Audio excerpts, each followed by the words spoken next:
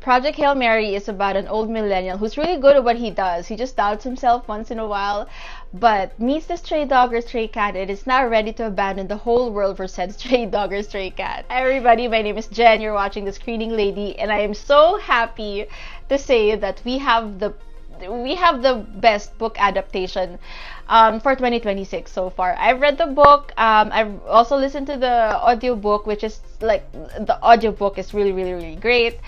And I know most of the time as a book reader, the adaptations of the film is never going to be 100% accurate. So I'm going to talk more about the film first as a book reader, and then as just an enjoyer of movies.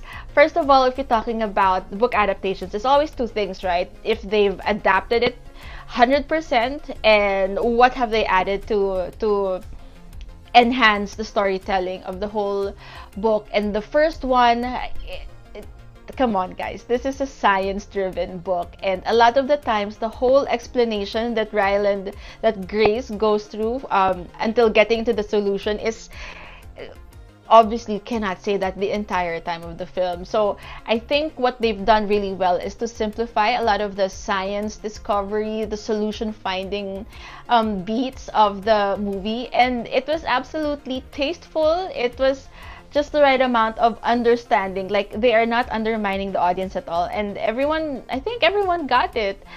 The second part of book adaptations is what did they add. I think the choices that they made were AMAZE.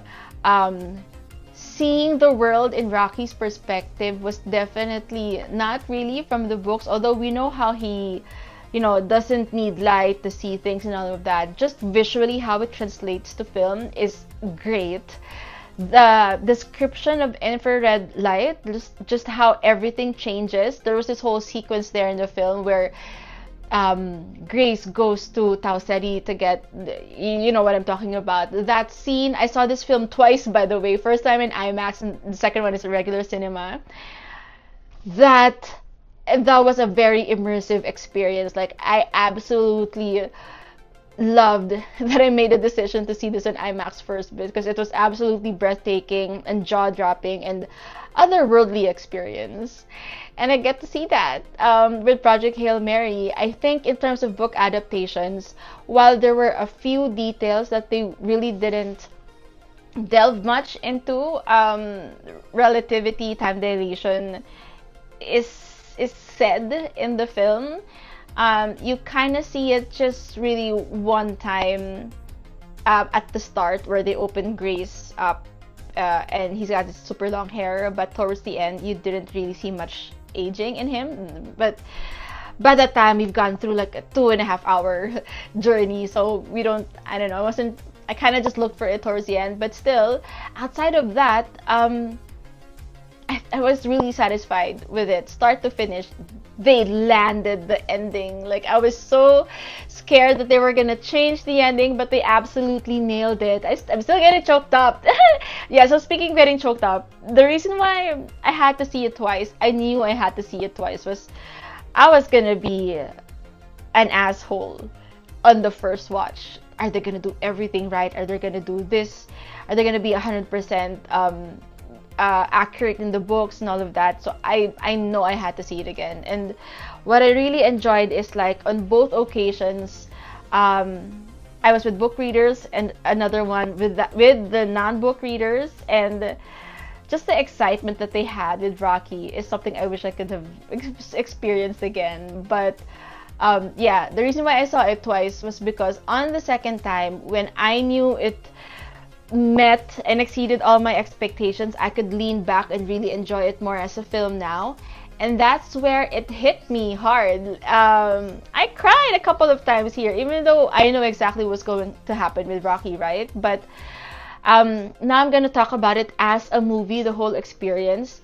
Ryan Gosling was everything here. I was kind of scared when they first announced that he was going to star in this movie. I know he's producing it, but to be the star also, just because, well, I've never really thought of him as the smart stereotype, so to speak, not just because of Ken, but because for the rest of his movie, like he's a really good actor, but I've only seen him very, very serious or super funny in Ken. In this one, he was the best balance out of everything. This movie is incredibly funny. Definitely met the wit and humor that the author has in his book, and just the chemistry Ryan Gosling has with a puppet of a Rocky, his emotions, how he really sold the relationship that he has with Rocky. It was just remembering it, it felt so natural and real, and I really loved what Ryan did there. I hope he deserves. I mean, he deserves a best supporting actor somewhere to Rocky's best actor. The rest of the film, you're gonna love it. I think it was great cinematography. I think it's also a love letter to space. How everything just looked so different in a way. You can kind of get the same beats as Interstellar in a way, but because it's the same actor, but it's not exactly Denis Villeneuve, of course.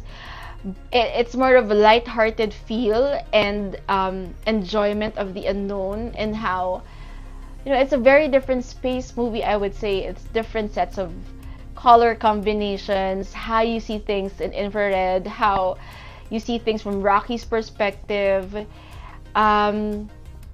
Overall, it was an incredible joy.